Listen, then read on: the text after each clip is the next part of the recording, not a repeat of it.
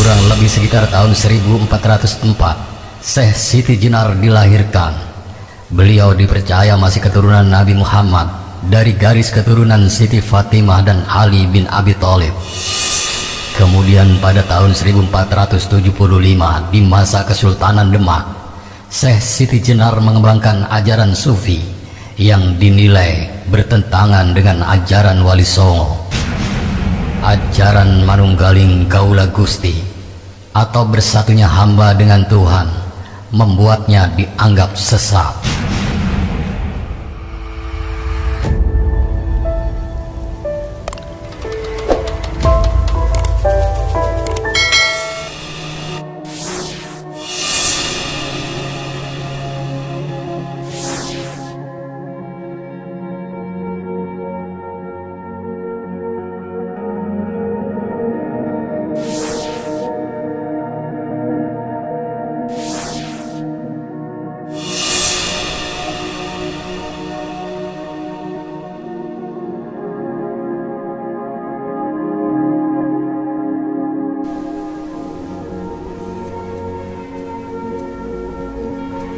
Pada suatu hari di Istana Argapura Giri atau di Gresik, para wali dan sejumlah tokoh penting menggelar sarasehan. Di sana sudah hadir Sunan Bonang, Sunan Kalijaga, Sunan Ampel, Sunan Kudus, Tan Gowat alias Syekh Bentong, Pangeran Palembang, Panembahan Madura hingga Syekh Lemah Abang. Masing-masing hadirin bergantian memaparkan pengetahuan dan pemahaman mereka tentang agama atau hal-hal lainnya.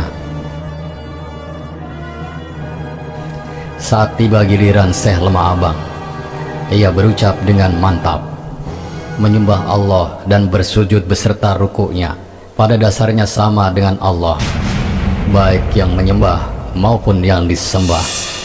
Dengan demikian hambalah yang berkuasa dan yang menghukum pun hamba juga. Kata-kata itu membuat forum riuh. Seketika beberapa orang menuding Syekh Lemah Abang berdosa besar karena menyamakan dirinya dengan Tuhan. Banyak pula yang menyebutnya keblinger, terlalu jauh dalam memaknai tasawuf.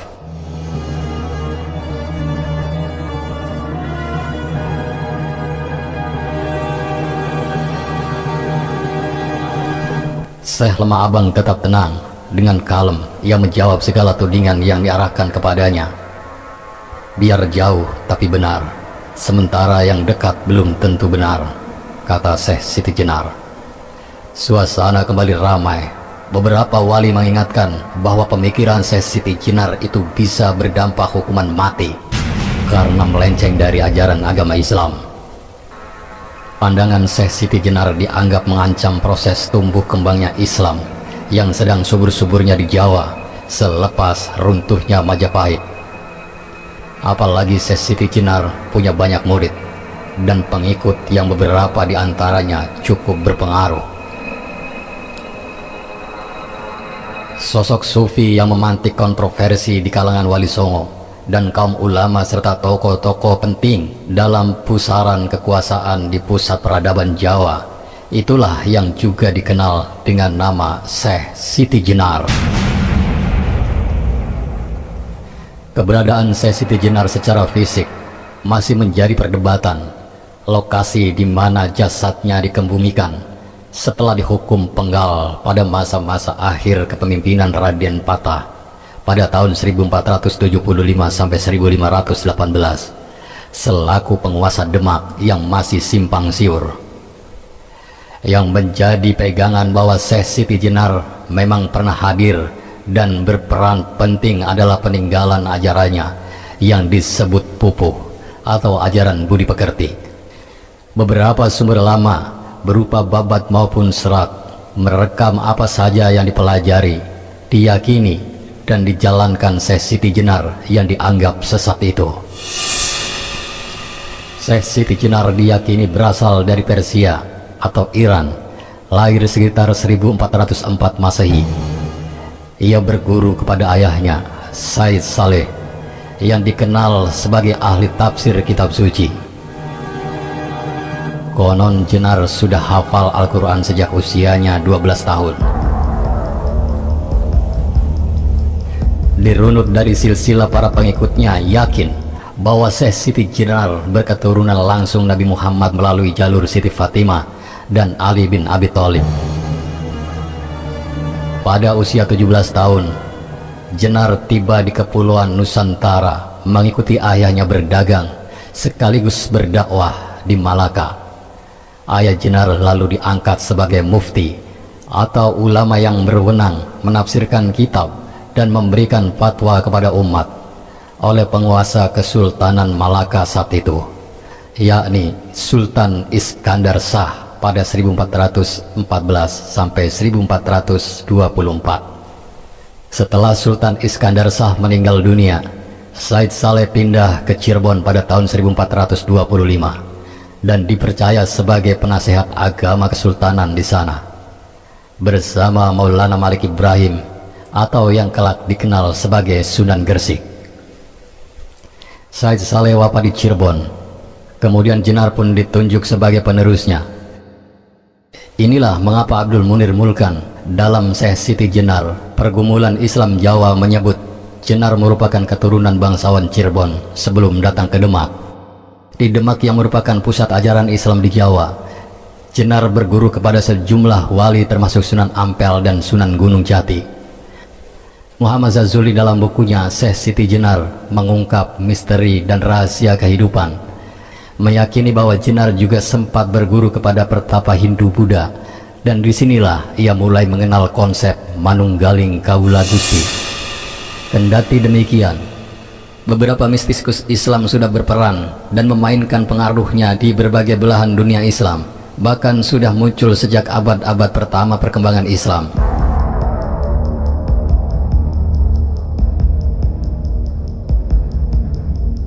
Batur sedulur sekampung, Syekh Siti Jenar bermukim di Jepara, memimpin pondok pesantren. Suatu kali ketika Jenar sedang mengajar santri-santrinya di dalam masjid, tiba-tiba rombongan dari Demak, ada Sunan Bonang, Sunan Kalijaga, Sunan Kudus, Sunan Geseng atau Raden Mas Cakrajaya dan lainnya. Mereka datang untuk menyampaikan titah dari Raden Patah, Sultan Demak. Sunan Bonang berucap salam, tapi salam itu rupanya tidak terdengar karena suasana yang sedang ramai oleh para santri. Merasa tidak dihargai, Sunan Bonang kemudian naik pitam dan mendatangi Syekh Siti Jenar seraya berkata keras, "Wahai Jenar yang sedang berada di alam kematian, hentikan sejenak pengajaranmu, jangan kau teruskan mengajar murid-muridmu," kata Sunan Bonang. Rupanya kedatangan para ulama sekaligus politisi berpengaruh dari Demak itu atas perintah Raden Patah. Sang Sultan mendapatkan kabar bahwa apa yang diajarkan oleh Jenar terindeksi telah menyimpang dari ajaran Islam. Para wali dan ulama di wilayah kekuasaan Demak kala itu, termasuk Syekh Siti Jenar, hanya diberi kewenangan mengajarkan syahadat dan tauhid, sementara Jenar dikabarkan sudah berani memberikan materi tentang ilmu ma'rifat dan hakikat. Maka digelarlah forum sebagai ajang pertanggungjawaban atas keyakinan Jenar itu. Sebagian besar anggota Wali Songo hadir dan memprotes Jenar dengan melancarkan beberapa argumen tentang ketuhanan. Bagi Syekh Siti Jenar, inti paling mendasar tentang syahadat dan tauhid adalah manunggal atau bersatu. Artinya, seluruh ciptaan Tuhan pasti akan kembali menyatu dengan yang menciptakannya, atau manunggaling Kawula Gusti. Kemudian para wali ramai-ramai menyanggah keyakinan Jenar itu. Allah adalah yang berwujud hak, kata Sunan Gunung Jati. Allah itu tidak berwarna, tidak berupa, tidak berarah, tidak bertempat, tidak berbahasa, tidak bersuara, wajib adanya dan mustahil tidak adanya, tanda Sunan Bonang. Allah itu adalah jauhnya tanpa batas, dekatnya tanpa rabaan, imbuh Sunan Giri. Allah itu adalah seumpama dalang memainkan wayangnya, sumbang Sunan Kalijaga. Sebagai penegas sekaligus sabda pamungkas, Sunan Kudus mengatakan, adapun Allah itu tidak bersekutu dengan manusia. Namun Syekh Siti Jenar tetap bertahan dengan keyakinannya.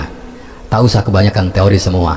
Sesungguhnya ingsun, inilah Allah, nyata ingsun yang sejati, kata Syekh Siti Jenar. Jika Anda menanyakan di mana rumah Tuhan, jawabnya tidaklah sulit. Allah berada pada zat yang tempatnya tidak jauh, yaitu bersemayam di dalam tubuh manusia itu sendiri. Lanjut Syekh Siti Jenar.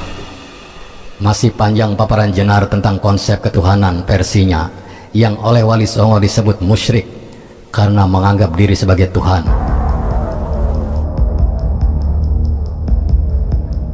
Jenar sebenarnya hanya ingin meyakinkan bahwa manusia dan Sang Pencipta suatu saat akan bertemu dan bersatu.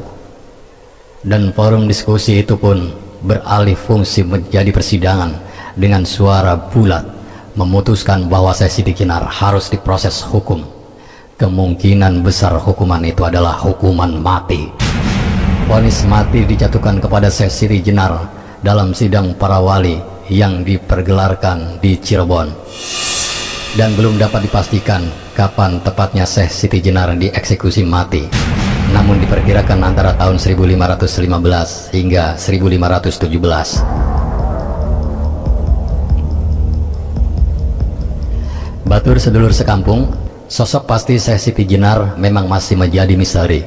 Namun berdasarkan penemuan jejak pemikirannya yang kemudian diragukan oleh berbagai sumber berupa babat, serat kitab, atau bentuk referensi lainnya, Jenar tidak pernah takut mati. Justru itulah yang diyakininya sebagai titik kesempurnaan manusia. Syukur jika saya sampai tiba di dalam kehidupan yang sejati. Sakit dan sehat saya temukan di dunia ini. Lain halnya apabila saya sudah lepas di alam kematian, saya akan hidup sempurna, langgeng, tiada ini dan itu, kata Syekh Siti Jenar.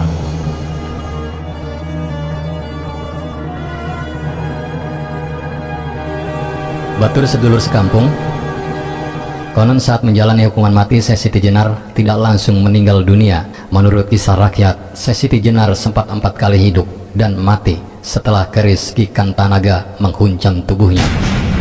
Syekh Siti Jenar diperkirakan berasal dari Baghdad dengan aliran Syiah Muntadar. Dari sana Syekh Siti Jenar mengajarkan agama kepada Ki Ageng Pangging atau Kebo Kenongo dan masyarakat sekitar. Namun ajaran Syekh Siti Jenar tidak disetujui para wali Songo lantaran Syekh Siti Jenar menganggap dirinya menyatu dengan Tuhan. Tapi suka atau tidak suka, kenyataan yang ada menyimpulkan bahwa Syekh Siti Jenar dengan falsafah atau faham dan ajarannya sangat terkenal di berbagai kalangan Islam, khususnya orang Jawa, meskipun dengan pandangan berbeda-beda. Pandangan Syekh Siti Jenar yang menganggap alam kehidupan manusia di dunia hanya sebagai kematian atau setelah menemui ajal disebut sebagai kehidupan sejati, di mana dia adalah manusia dan sekaligus Tuhan, sangat menyimpang dari pendapat Wali Songo, dalil dan hadis. Syekh Siti Jenar juga dianggap telah merusak ketentraman dan melanggar peraturan kerajaan Demak. Kemudian diutuslah beberapa wali ke tempat Syekh Siti Jenar di suatu daerah, ada yang mengatakan desa Kerendasawa, untuk menghukum mati Syekh Siti Jenar pada tahun 1506 Masehi. Sebelum wafat, Syekh Siti Jenar sempat berpesan kepada para dewan wali atau Wali Songo bahwa kelak pada suatu zaman akan ada kebo bule mata kucing atau orang bule naik dari laut. Itulah menjadi tanda musibah kepada anak cucu masyarakat kita. Ajaran Syekh Siti Jenar mempunyai efek khusus yang kita anggap sebagai insiden di antara pemeluk-pemeluk agama Islam pada abad ke-16 Masehi. Sebab ketika itu lambat laun banyak orang-orang yang mengaji tasawuf hakiki mengikuti ajaran Syekh Siti Jenar. Misalnya perihal ilmu, bedanya antara kaula dan gusti, dan tunggalnya kaula dan gusti. Pengakuan Syekh Siti Jenar yang menganggap dirinya menyatu dengan Tuhan membuat Wali Songo di Jawa menggelar sidang menyikapi ajaran Syekh Siti Jenar. Dalam sidang tersebut, 9 wali sepakat menjatuhkan hukuman mati bagi Syekh Siti Jenar. Syekh Siti Jenar saat itu pun menyetujui putusan tersebut dan meminta agar hukuman segera dilaksanakan. Saat itu, berdasarkan kesepakatan para wali, yang bertindak sebagai algojo adalah Sunan Kudus dengan keris Ki Kantanaga yang diberikan oleh Sunan Gunung Jati. Eksekusi mati terhadap Syekh Siti Jenar berlangsung di halaman Masjid Agung Cirebon secara terbuka, sehingga semua masyarakat dapat menyaksikan eksekusi tersebut. Menurut cerita rakyat pula, sebelum eksekusi berlangsung sempat ada kejadian mencengangkan, yakni saat keris Ki Kantanaga dihujamkan ke tubuh Syekh Siti Jenar, terdengar suara keras seperti benturan kedua besi yang sangat besar. Lalu para wali saling tersenyum sambil berkata, "Masa ada Allah seperti besi?" Syekh Siti Jenar kemudian menjawab, "Coba tusuklah sekali lagi." Ketika ditusukkan kedua kalinya, Syekh Siti Jenar menghilang, tidak ada wujud jasadnya. Kemudian para wali berkata kembali, "Masa matinya Allah seperti itu?" Secepat kilat Syekh Siti Jenar menampakkan diri kembali sambil berkata, "Coba tusuk sekali lagi." Ketika tusukan ketiga, Syekh Siti Jenar membujur tergeletak di lantai masjid. Dari lukanya keluar darah merah, dan para wali berkata kembali, "Masa matinya Allah seperti..." Sebelum kata-katanya dituntaskan, pada saat itu Syekh Siti Jenar bangun, hidup kembali tanpa luka dan berkata, "Coba tusuk sekali lagi." Kemudian pada tusukan keempat, Syekh Siti Jenar rebah, mati, dan dari lukanya mengalir darah putih. Seketika itu para wali berkata kembali, "Masa matinya seperti cacing?" Karena berkali-kali tusukan selalu mati dan hidup lagi, maka Syekh Siti Jenar berkata, "Lalu harus bagaimana mati saya menurut keinginan Anda?" Dan dijawab oleh seluruh wali, "Biasanya seperti orang tidur, badannya lemas. Begitulah mati bagi seorang insanul kamil." Sesudah itu ditusuklah jasadnya dan wafatlah Syekh Siti Jenar seperti umumnya manusia.